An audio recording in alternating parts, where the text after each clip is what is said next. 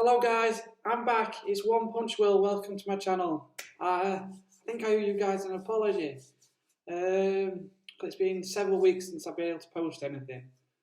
The truth is, last year I was flooded out and I'm finally able to move back in. But usually when moving back in, there's things happen and it snowballs with builders, contractors finishing off odd jobs, and yeah, just been really busy sorting that out and getting me life back together and some semblance of normality. So as you can see, not a trashy bedroom behind me, but my dining room, which you can't see much of. So I don't know why I'm waving it to you, but I'm waving it to you. But also, what these last few weeks has given me some reflection on the direction of the channel. So you'll probably see some of the football videos disappear off the thing. I'll keep the old wrestling ones, but how I'm going to do the channel now is completely different. Football, I find it hard to not get too emotionally invested and what's the word? Angst. Build up angst about it. And I want this channel, like I've said it before, I want this channel to be an outlet of creativity and fun, not just for myself, but for those watching it. And I think football's too divisive. So I decided, what's the two biggest passions that I can look at, and I don't get that same emotion. It's wrestling. I almost said football again. I don't know why. It is wrestling and MMA. So on the channel now, I'm gonna do two shows. One where I talk about what's currently happening in the wrestling business and also have a bit of nostalgia. That programming, or that programmer set of videos, whatever you want to call it, will be called Walking the Top Rope. And then I'll be doing an MMA news and covering fights and everything like that. In an MMA show, which I'm still trying to think of a title. I'm going with a TKO show.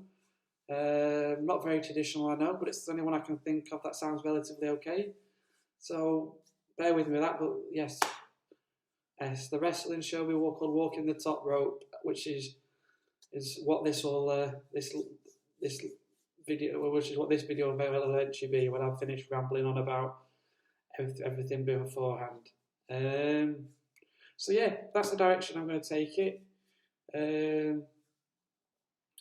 Leave your comments below if you like that, or if you want something different. At the moment, this is what I'm comfortable with shooting, and as such, so that I can provide enjoyable content for myself, creating and for you listening for it, hopefully.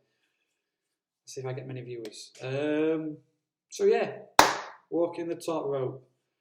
Now, the couple of friends I had watch it always asking me, well, how come you were focusing on things that happened in the past? Why are you not looking at the current business as such? So that's why this new show is going to morph into where I'm going to cover both. But I think it might be interesting to cover my opinion on where the rest of the business is at the moment, what's enjoyable about it, what's makes me lean back towards the nostalgia. The primary reason is it's just more fun to remember good memories. There's a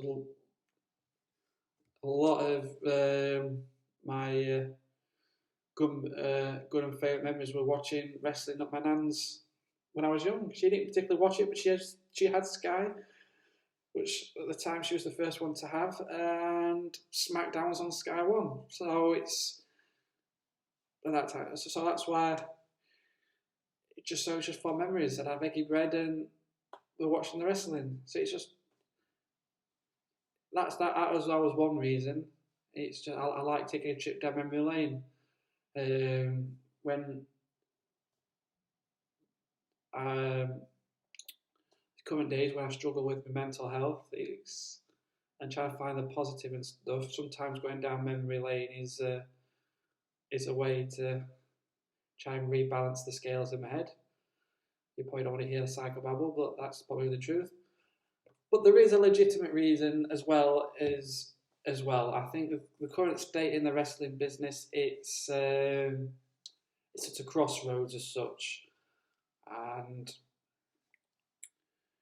where they don't know whether to stick with being a wrestling business and then there's the entertainment side of the business where they're mixing in reality TV shows and all this and with that comes the end of kayfabe. Now, for those who are not aware of the where the term kayfabe is, where we all know wrestling, it's scripted storylines and everything like this, but it's the kayfabe is the illusion of it being real. And I'm not trying to make myself sound like an idiot. I know I know all this, but when you watch, when I was younger and stuff, there was when it was more prevalent. It's this, you get soaked up into the stories. It's just like whether you watch your soaps or you've got a relative who watches the soaps, and the storylines are so gripping that you start to, for that period of half an hour or 2 hours in terms of wrestling, you are soaked immersed in the storytelling that they're telling, that it's like you just, I'm mumbling now because I'm trying to figure the best way to describe it, but yeah, you're kind of immersed in that world for 2 hours where there's nothing else that exists.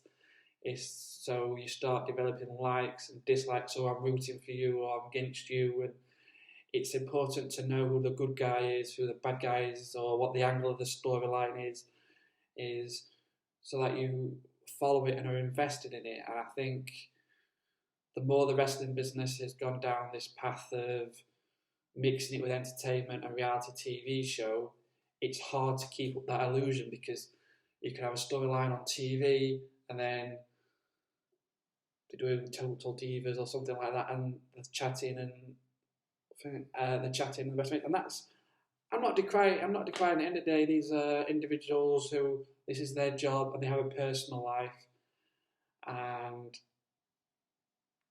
I'm not for 1 second admit they should go off. So they should carry this feud off screen and everything like this. It's just an example of, like I said, what's the current state of the business. It's kind of like it's in this crossroads. So between the traditions of kayfabe and want to provide other content to attract new viewers that aren't in the so-called 18 to 49-year-old male bracket, and I appreciate that. There's plenty of other good things about it. That's just one thing that I noticed, that kind of in comparison to wrestling in the past, means the product today is not as, you're not emotionally invested in the product today as much as you may have been in the past, and that's something that's the way I feel. There's no point denying it. I can rationally argue against why that doesn't make sense, but that's the way I feel. I prefer the art of kayfabe. And then my other biggest gripe is not all the time, but when you watch Raw, SmackDown, or basically the WWE product at the moment, the matches themselves are so scripted that it's apparent, like, this performer is known for these 5 moves, these sequences. So if we don't hit them in a match, or we don't do the match doesn't follow a certain order that lives up to how we market this guy, or it's a bad thing, and it's not. But it's like John Cena, love him, great performer, uh, one of the best of all time, and quite rightly so. But towards the end, it became a running joke. Oh, Cena and his 5 moves. And that's because every match you saw him hit the 5 moves. You could see the match being set up in a certain way that he'll eventually get this sequence of 5 moves, and then it was just so formulaic that the matches just weren't good. And that's not every match. Pay-per-views are usually great by the WWE, despite what happens on Raw and SmackDown. The pay-per-views are always great. NXT, whether it's takeovers or their TV show, is probably the best thing WWE are doing at the moment. And there is moments on Raw and SmackDown where they're allowed to have more creativity in the ring, and there is great performers in there at the moment. And I do enjoy watching Raw and SmackDown, but if you to ask me to compare the wrestling product of old to what it is now, that's just the way I feel. Sometimes it's creativity, in the ring. It's sometimes it's overscripted, and they need. I mean, these are top tier athletes, and some of the performers have been on the independent ring and have honed their craft. And I think they should be given more license to do what they do best. So my criticism is not directed at the wrestlers. It's probably at the writers and the backroom staff of WWE in terms of if you wanting me to lay portion of the blame. But it does affect the quality of the viewing, and as I presume, and the first point I mentioned. And so what do I? So what else do I enjoy about the current day? There's a lot of competition. AEW is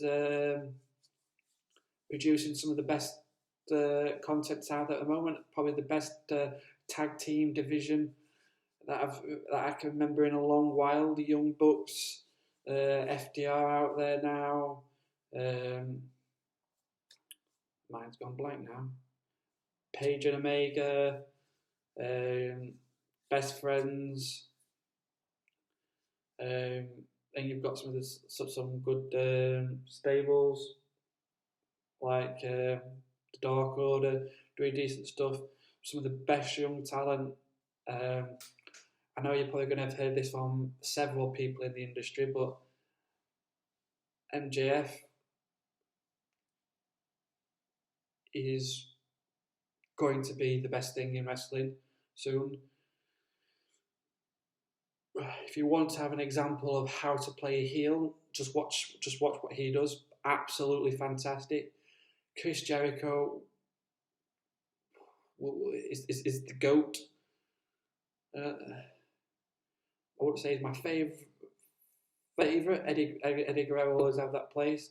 But if I was to be objective and say who's the greatest of all time, Chris Jericho, hands down.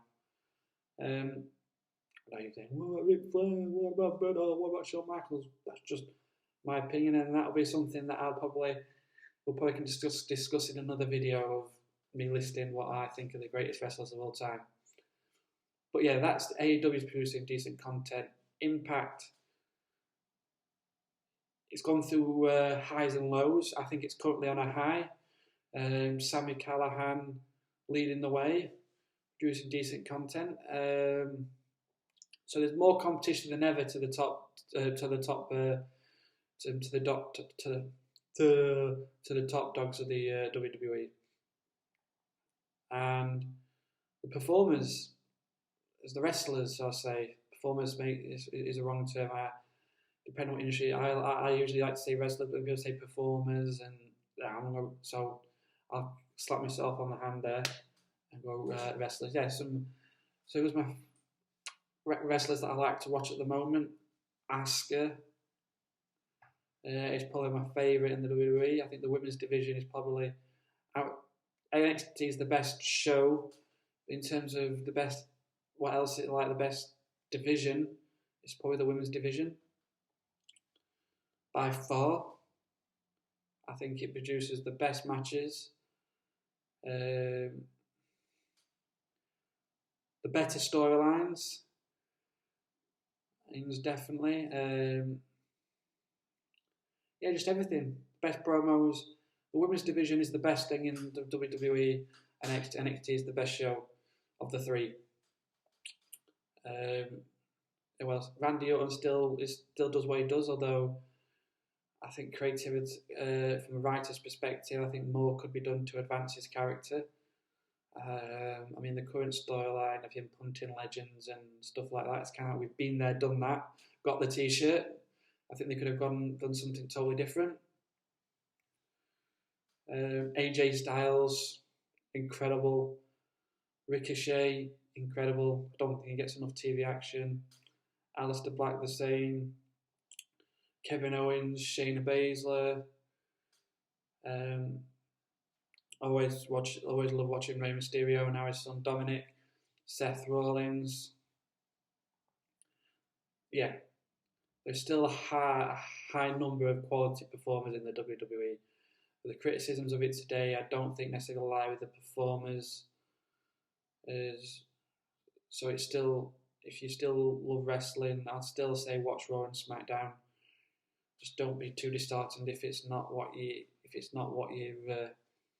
remember from days gone past. So yeah, I'm a nostalgia boy. I started watching probably in the late 98, 99. So you're coming towards the end of the Attitude Era, into the towards the end of that Attitude Era, into the Ruthless Aggression Era, and so that's why I keep going back. I mean, I'm trying at the moment to go back and watch a lot of WCW and ECW stuff, because when I was a kid, the only really access we had to WCW was when it came on Channel 5, and it wasn't Nitro. I think it was the smaller show Thunder, which was like kind of, and then a small recap of like the weekly shows. I'm enjoying it. I mean, I've watched some of this stuff in the past, but there was characters in WCW that even in that small window I'm watching on Channel 5, like Sting, the people that ended up on WWE, like Eddie Guerrero, Chris Benoit, Booker T, Jeff Jarrett, Scott Hall, Kevin Nash. So I'm thoroughly enjoying going back and watching that. I mean, I didn't necessarily see the not the I say the NWO, there's in there, but I didn't really see WCW in its height of the Monday Night Wars. So I've gone back and watched a lot of the old NWO stuff, and some of the later Roddy Piper segments and stuff like that, and I'm really enjoying it. But I was a WWF man in my youth, so these last few weeks I've gone back and watched King of the Ring 2001, the Kurt Angle Shane McMahon match, Armageddon, the six man Hell in a Cell match, as well as watching in SummerSlam and the NXT Takeover.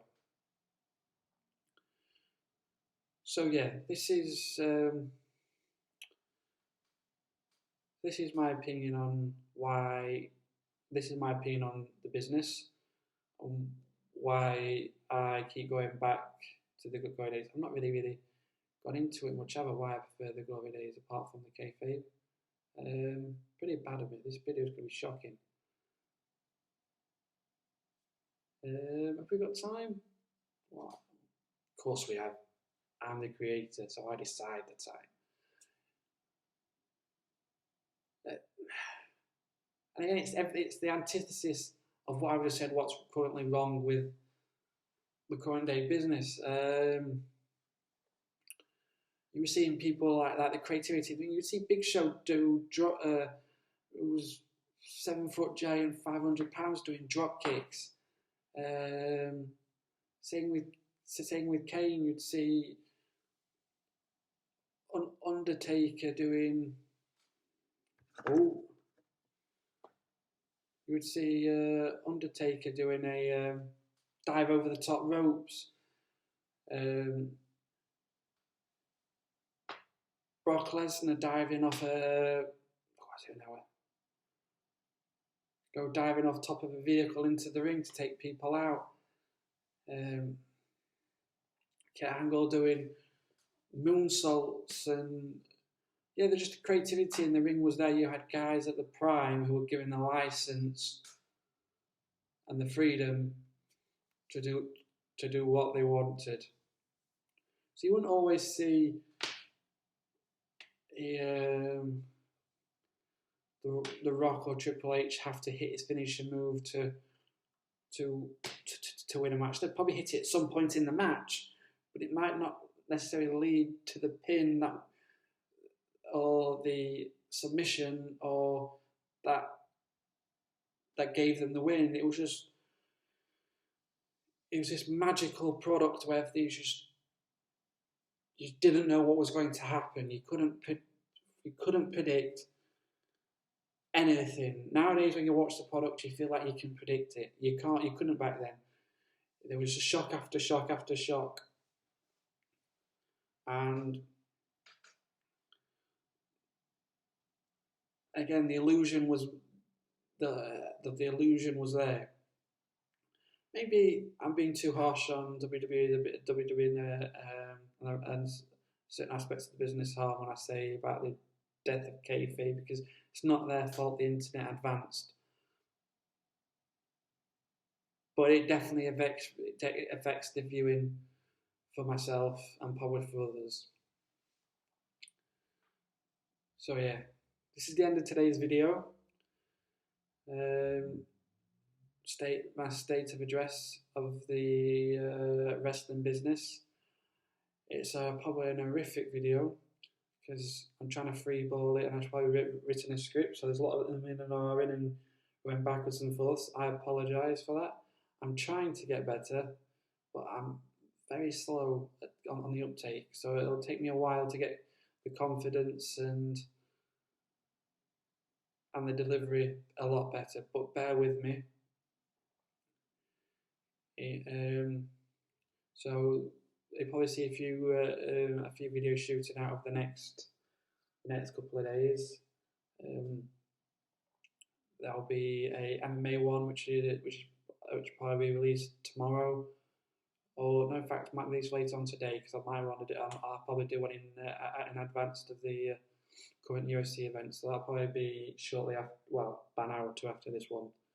Then I'll probably do another wrestling one. I did say before when I would cover the Great American Bash 97, I think. So I'll probably go back to which Great American Bash I said I was going to watch. I watched it, I just forgot the year, so bad on me. Again, I need to improve on this. Go back over my notes that I took while watching that, and I'll probably do a video on that.